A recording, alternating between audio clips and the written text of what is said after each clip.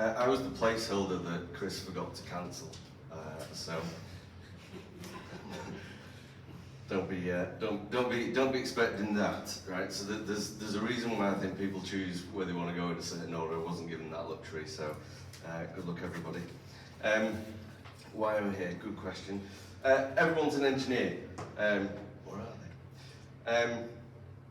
This will be much more of a light-hearted, almost philosophical stroll through the ramblings in my brain. It certainly won't be the technical deep dive, and it certainly won't be the fantastic journey through AI that Lee's just given us. So, a little bit about me. That's enough of that. TechLocker, I set the TechLocker up because the more and more you talk with business, the more and more we talk with owners and technology teams, the challenging landscapes that are out there, you know, the shifts in models and architecture and design, and how we go about looking to strategize where we're going with tech, what the roadmap looks like. You know, we hear that a lot. What's the roadmap? What's the journey? Where are we going? And everything's starting to change. And it's about you know, what's out in the marketplace. Is it buy? Is it build? You know, we've been talking about that for a long time now, and we know there's just an absolute plethora of different technologies out there. Ecom's a really good example. You know, you can be up, if you want to sell something online, you can be up and running practically in a day by finding a platform, buying it, you know, paying a license fee, throwing your pictures and your page descriptions up there, and you're pretty much there. Companies want that differentiator, right? They want to be able to take something that kind of exists relatively cheaply, differentiate it, that secret sauce. What is that secret sauce? And so I set the locker up predominantly to try and help businesses who are not technological in the kind of startup sense and scale up sort of mentality to really kind of help support that. You know, kind of leads me into the guts of what we're talking about. You know, ultimately, nobody really knows what the future holds. This little guy has no idea he's about to spend 3 years in 1920s hospital in a frog cast. You know, we're in probably very dangerous roller skates. None of us have any idea where this is going. Some people have views, opinions. You know, there's a lot going on out there, but literally anything can happen. But I believe that we are standing on the edge of something really exciting. You know, I started with everyone's an engineer. I genuinely believe this is exciting times for engineering. About 100 million years ago, I started out this journey as an engineer, realised I wasn't very good at it, tried every other role around the table, and wound up where I am now, which is trying to tell other businesses how to do technology, which is, I appreciate the irony in all of that. But you know, that's where I've got to in life. But I genuinely feel like we are standing on the edge of something exciting. Perhaps not death-defying, but certainly exciting in my opinion. And I've tried to frame that into something quite snappy. So I believe we are standing on the edge of a new engineering era that stands on the shoulders of the engineering giants from the previous eras, leveraging the failures and learnings of our forefathers and stuff. Trippy, right? That's straight off the tongue. But if that's not enough, we do have the acronym. the hashtag trend. By the end of this session, guaranteed that'll be trending. You watch. But I do, and you know, you're all right now wondering who's this guy. We just spent 20 minutes listening about AI, and you know, who's this guy who's just rocked up to talk about this? It's a very good question. Anyone's got an answer? Now's the time to speak up. Do the support.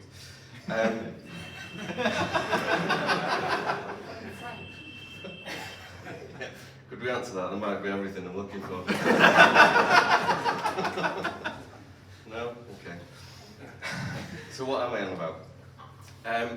If we just said back in the prehistoric monolithic era that we would be able to do everything we can do now. So all the really cool stuff that Lee's just touched on. You know, if we were able to ask a device verbally any question, and you would get genuine intelligence back from a really highly connected source of data. People are looking at you, you're watching too much TV, pal, what's going on? There's like stuff a Knight Rider. You know, that's not real. Just looking around, making sure everyone's old enough to remember Knight Rider. But it's true, they'd be like, where's that coming from? But the engineers knew decades and decades ago what the art of the possible was, where we were going to get to. Maybe not how, maybe not exactly what it was going to look like, but we knew it was going to look, the art of the possible was there. Take the automotive industry, hugely innovative industry. You know, people, I don't know if they still do, not having a car right now, but I know certainly a few years back, you'd look to Mercedes, the S-Class, whatever's in the S-Class, that's going to be in everybody else's car 5 years from now. That's the technology, that's where we're all aspiring. And there's always those manufacturers, those designers, those products. And the automotive industry knew decades and decades ago that the electric car was going to be the thing. Perhaps didn't quite know how it was going to get there and how we were going to make it as mainstream as it is seemingly these days. But they knew. Same is true in software. You know, decades and decades ago, somebody knew what the future looked like, or at least they thought they did. The visionaries, the crazy folk that people would walk past in the street, you know, the ones doing the experimentation, the ones kind of playing with stuff and kind of going, no, this has got legs. I can see it, trust me. They're probably worth billions now. But they knew, otherwise we wouldn't be here, right? It doesn't just happen overnight. You don't just wake up and this technology says, oh, magic, it exists. Feels like magic at times, that's what my kids think it is, that's what I tell them I do. I just do magic, they love that. And then they go to school and tell the teacher and it's a whole other ballgame. But you know, they did, they believed it, and you know, somebody did know. I think we now exist in a world where everyone's an engineer, hence the title, oddly enough. But I think we exist in a world where everyone's an engineer, or at least everyone has the potential to be an engineer. You know, and you look at sort of relatively recent sort of capabilities like your no-code platforms. People with limited or no coding experience can build things, they can create things, they can put stuff together, plug things together. And you know, for non-engineers, it's like a dark art. It really is like magic. You know, they can make things. Yeah, and that is exciting. So what I think we've created is a really strong interest in our industry, in what we do as engineers, and a really large interest in product engineering, in building our products with relatively little engineering capability. Not least of which, your evil bosses who don't want to invest a lot of money in their own in-house technology teams, they want to be able to look to their creatives and just kind of go build stuff. You know, you're creative, just go build stuff, you know? And with so many toolkits out there, you know, AI toolkits, you can just buy things. You can buy the Lego bricks that then these so-called creatives can, you know, just go and plug them all together, change a bit of workflow, do a bit of drag and drop, and they built something. Ta-da! Look, boss, I'm worth my bonus. You know, and it's kind of that easy. It's kind of that easy as non-engineers to build producty things. So at this point, having started however many slides ago, you didn't even start my clock. I've no idea what. Oh, you did? I've been going that long already. It's dangerous, isn't it? Yeah, I talked about how exciting I thought this was a time for engineers. So you know, how is that an exciting time? Anybody can do it, right? Except they can't, because there's two things here. There's now a genuine engagement with engineering teams across the business. I hope people, you know, wherever you work, I hope that's true. I certainly see that. You know, there's an engagement. It's quite a tentative one. Just without blinding me, tell me a little bit about what you do. You know, I've got an idea. Is that possible? So there is an engagement. It's never been that. In my 25 years in this business, I've never seen that level of interest and engagement. You know, we were just the nerdy folks. You know, we were the source of blame, the object of blame. You know, we didn't even really exist. We certainly didn't have our own title as engineers. We were just the IT department. You know, engineers were cryptids who lived in the dark. You never saw them until the website broke, and then we had a title, and then we had a place to be pointed at. We just existed, usually in the basement. I've actually worked in 3 basements across my years. It's crazy. But you know, that's who we were. That's gone away now. It's certainly gone away in my experience. I think it's broadly disappeared. So you know, the IT departments are not just the source of blame. They're actually a source of central hub and activity for a lot of business. But the biggest reason I think this is so exciting is because the really smart engineers, all of you lovely folk and all of your friends, The really smart engineers will turn those side projects, the kind of work that Lee was talking about, the experimentation, the fun, the hacks, the things that people go away, they do on the side of the desk, do it when the boss isn't looking at work, or you do it in your own time. All of those projects, those are the gold things. Those are the little nuggets, or big nuggets. And that's what's going to shape that next era, that next generation, if you like, for me.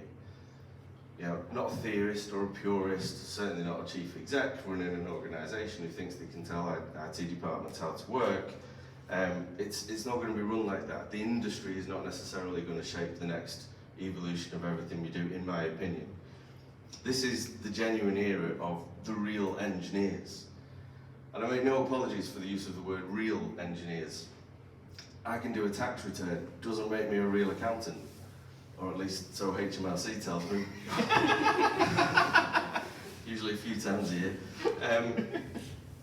The real engineers will define the future of everything that's going to happen. The next paradigms, where do we go? It's very much in the hands. It's in all of our gift to shape that, certainly all of your gift. I won't touch a keyboard now, I'll get shot. Meanwhile, the business engineers, because that's what I'm calling them for the purpose of this exercise, they will continue to delve into their bag of bits, come out with lots of things to plug together. They will build their toys, they will build their products, amazing things, creative things, very cool, exciting, producty things they will build, having delved into that bag of bits. And that's cool, because that's where we need them to be. But that bag of bits, the secret sauce, that's what all the real engineers build. Those nuggets of gold, those side products, those little bits that you're doing in your own time. That's where the evolution comes from. You evolve the evolved. Innovation doesn't have to be a brand new thing. It's just doing something different, doing something better than what already exists. And I really think that's the exciting thing for our industry right now. For me, with the tech locker going into business and saying, here's where I think you need to be, here's where I think you need to invest in. You don't have a huge amount of cash. There's things out there that can help you. I can help you stack and stock that bag of bits through all the cool stuff that I know exists out in the marketplace. And I believe there will be that marketplace. All of these very cool nuggets of gold will exist all in one place, and then you'll just like buying your apps, you buy all of your bits and bobs and plug them together. And a year from now, every integrated platform will have that thing. And that's important. A short while ago, shameless plug on the YouTube channel, this guy, Lee Summerfield, incidentally, the YouTube channel, for every 100 subscribers, I'll be planting 10 trees. So if everybody in this room goes away and subscribes in about an hour or so when we've all finished talking, I will almost have planted 10 trees. So you could massively kick me towards the first 100 subscribers. Anyway, Lee spoke on the podcast a little while back about using AI to develop his team, not as a job killer. He used it as a way to make his team and himself better in his job as a UX expert. He's not afraid of it, he uses it, he takes advantage of it. He doesn't necessarily build anything out of the AI sort of toolkits, but he takes advantage of what's out in the marketplace, and so does his team. So he's very excited about it. And that's again back to the real engineers, the things that are created in that space. Kids today, in my opinion, they won't want to become an engineer because they get to go and build a HR system or a finance system or even build a website. Kids today, in my opinion, will want to become an engineer because they get to play with cool stuff. All that stuff that Lee's just talked about, they'll get to go build a goodie or a baddie tool. That's ace, by the way, I love that. Be playing with that later on the train. Take pictures of the people on the train, see if they come up. Send you the pictures later. But that's the good stuff, and that I really believe is where the kids will want to be. We are genuinely entering the area of technical innovation. The imaginarium of the art of the possible. Where do we go? What do we do? Crazy stuff. Mr. Cruz was not an engineer. He was a business engineer in the context I'm using that phrase this evening. He took all those cool bits, all those nuggets of gold, those very cool AR styly things, and he tweaked them all around, and he made his workflows, and he created the products, the patterns, the things that he needed to do in order to travel back in time and stop crime before it had already happened. Now, if you take away the crazy travelling back in time bit, that's kind of reality. It all happened. It certainly all is happening. HoloLens, Quest, Apple Vision, all these things, they're all real. They've been real for some time. These things are not new, but it goes back to somebody knows the future. Somebody knows where we're going. It could be anybody in this room, but the future is very much in the hands of the people in this room to define. I absolutely believe that, in this era, led by human beings, not led by artificial engineers, led by human beings to create the next level, the next evolution of technology, to sit, to imagine, and to build it. And you can be as out there as you like. Again, following on from Lee was kind of perfect in this sense, in as much as it's really important to do that. It's really important to play, to have fun, and to get it wrong. WD-40 is the only one that ever sticks in my head, which is why I always use it as an example. But they got it wrong 39 times before they landed there. Software houses become genuine skunk works of innovation. Businesses don't really have technology teams. They have products that are built out of all of the bag of bits, the secret sauce that all of real engineers are creating. And engineers, in my view, I've got this kind of image that engineers will be the new celebrities, the new YouTubers of the current day. They'll be celebrated and spotlit for all of their creations, the magnificent creations that they put together that then every single platform wants to buy. They won't need to have a day job as such. They will just build things and sell it on the marketplace and make an absolute killing. So for me, the future of engineering is one role to rule them all, and that is the role of true, genuine, real engineer.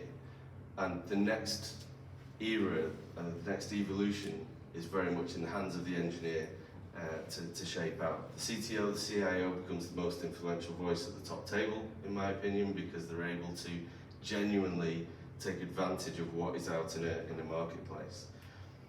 And you'll be pleased to know I'm almost at the end. So my kind of parting message would be to go forth and imagine the weirdest and craziest stuff you can, that adds value, that makes sense, that builds a thing, that you just can see that future innovation, that implication of what it is that you're building. And just in case anybody's really wondering just how kind of cray-cray you can be in this space, always remember that someone invented that. And for those who don't know what that is and apologies for any bad pronunciation, but that is the Nekamimi cat ears, which is a headset that you can wear to tune in to your cat's mood and allow them to tune into your own. Technology, solving the problems that you didn't know you had. Someone thought that was a good idea. What are the collective brains in this room alone going to create and turn us into the future with? And this is but a small snapshot, thankfully, of real, genuine engineers out in our industry. And so, on that note, I shall stop talking, hand the mic over to people who actually will give you some kind of intelligence and common sense for the rest of the night. Thank you very much for listening to my rambles, and I'll catch you all later.